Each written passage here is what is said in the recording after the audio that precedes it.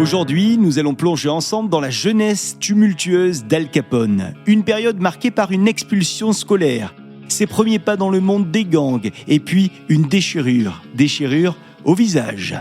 La Fabrique Audio présente La Petite Histoire. www.lafabriqueaudio.com. Salut tout le monde, bienvenue dans La Petite Histoire. Je suis Florent Mounier, j'ai écrit cette saga Al Capone et Sébastien Girard l'a réalisée.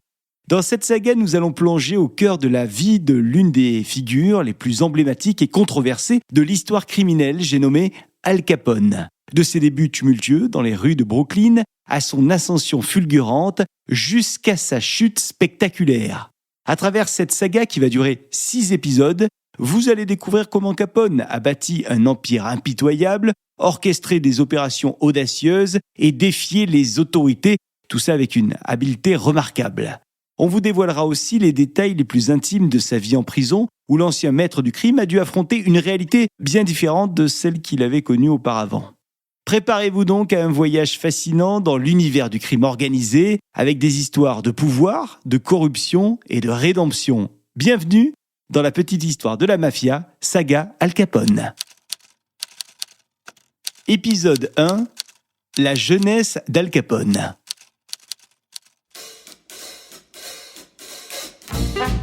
Nous sommes au début du XXe siècle, à New York, aux États-Unis. La ville est en pleine expansion. C'est un véritable bouillonnement de culture et d'opportunités.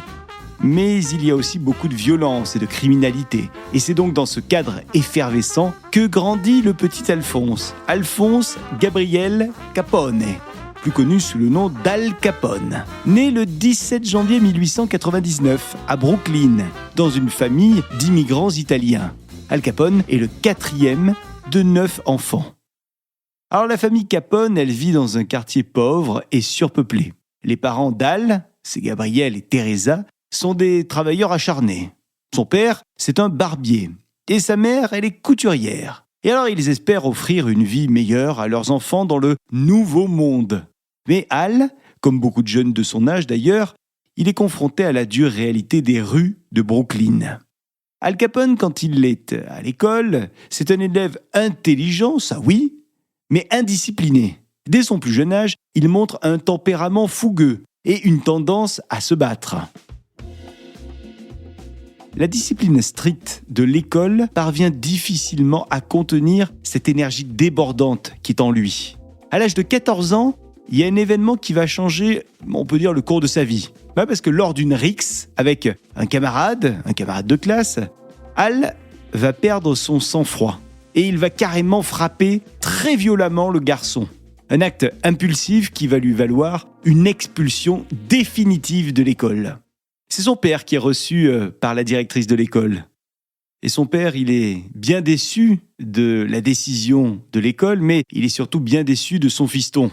Une expulsion qui va marquer la fin de son éducation formelle, puisqu'Al Capone, désormais, n'a plus de perspective académique et il se retrouve livré à lui-même dans les rues dangereuses de Brooklyn. Alors il doit rapidement trouver un moyen de subvenir à ses besoins. Les gangs de la ville, qui prospèrent dans les quartiers pauvres, offre une alternative séduisante à de nombreux jeunes comme lui.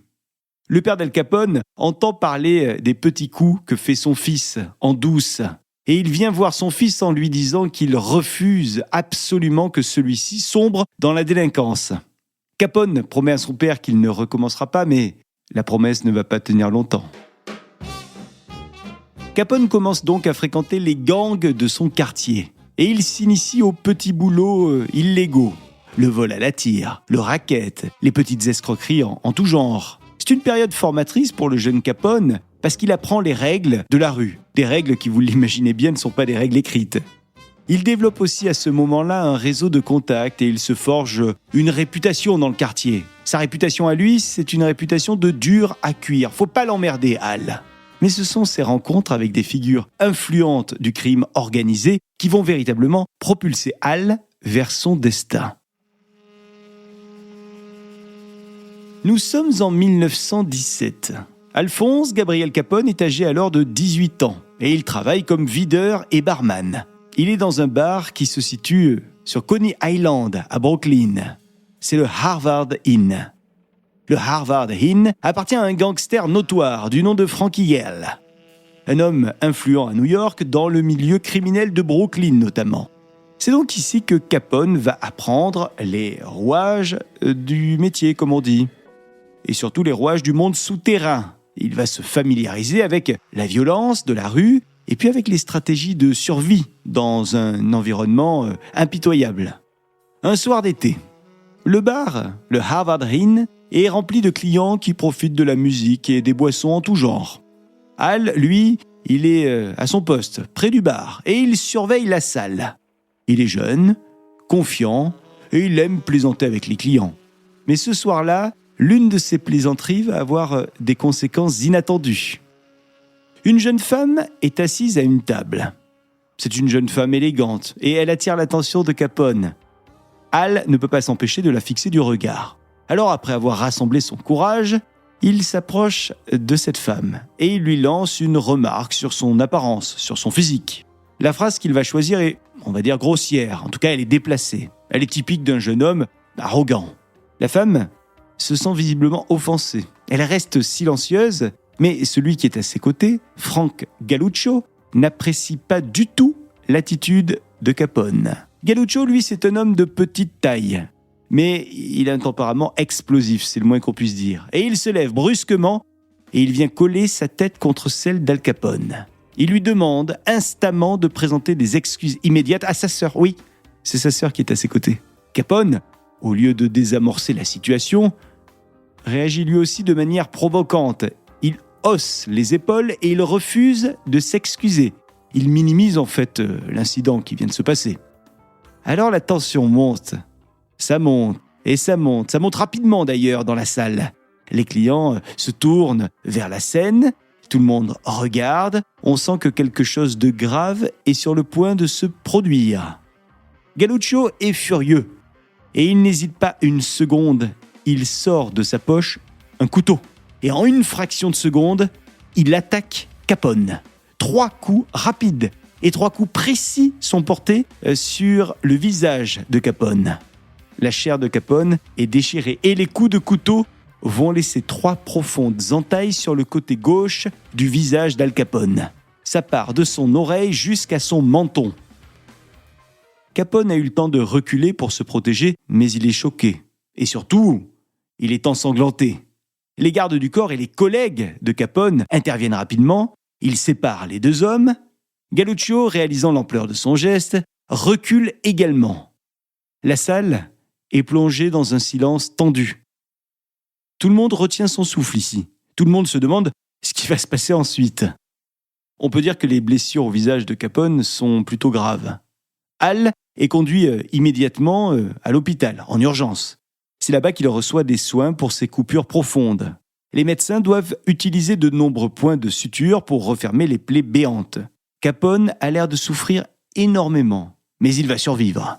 Cependant, les cicatrices resteront visibles pour le restant de ses jours. Alors cet incident que je viens de vous narrer aurait pu être simplement un événement violent parmi tant d'autres dans la vie de la pègre et notamment dans la vie d'Al Capone. Mais cet incident prend une signification particulière pour Capone. Oui, parce que les cicatrices vont devenir une partie de l'identité d'Al Capone, une marque indélébile de son passé tumultueux. Le surnom de Scarface commence donc désormais à circuler parmi les associés et les ennemis d'Al Capone. Et ça rappelle à tout le monde le caractère impétueux et dangereux d'Al Capone. Alors malgré cet incident, Capone va continuer de travailler pour Frankie Yale, qui tient la boîte, et il va continuer de gravir les échelons du crime organisé.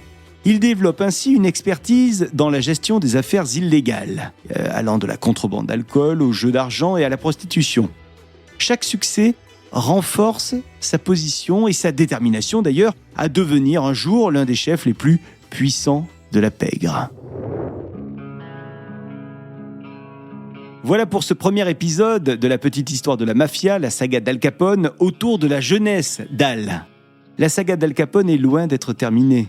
Dans notre prochain épisode, on va s'intéresser à une rencontre déterminante dans la vie d'Al Capone, celle avec Johnny Torrio. Une rencontre qui va transformer un jeune voyou de Brooklyn en l'un des criminels les plus puissants des États-Unis.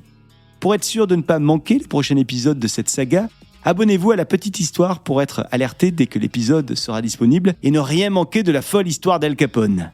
Merci de nous avoir écoutés. Si cette saga vous plaît, n'hésitez pas à nous laisser des commentaires sur les réseaux sociaux et sur l'appli de Spotify. Ça nous motive pour la suite. On vous rappelle que cette petite histoire est absolument gratuite, donc n'hésitez pas à la partager autour de vous. Et puis dans une semaine, rendez-vous pour la suite de cette grande saga Al Capone. La Fabrique Audio présente La Petite Histoire. Vous souhaitez devenir sponsor de ce podcast ? Contact @lafabriqueaudio.com. Avant de se quitter, je vous rappelle que La Petite Histoire est un podcast de La Fabrique Audio. La Fabrique Audio réalise des podcasts de marque et d'entreprise. Donc si vous cherchez pour vous, pour votre entreprise, pour votre marque, un studio pour faire des podcasts, n'hésitez plus, envoyez-nous un mail, contact@lafabriqueaudio.com, la fabrique avec un K.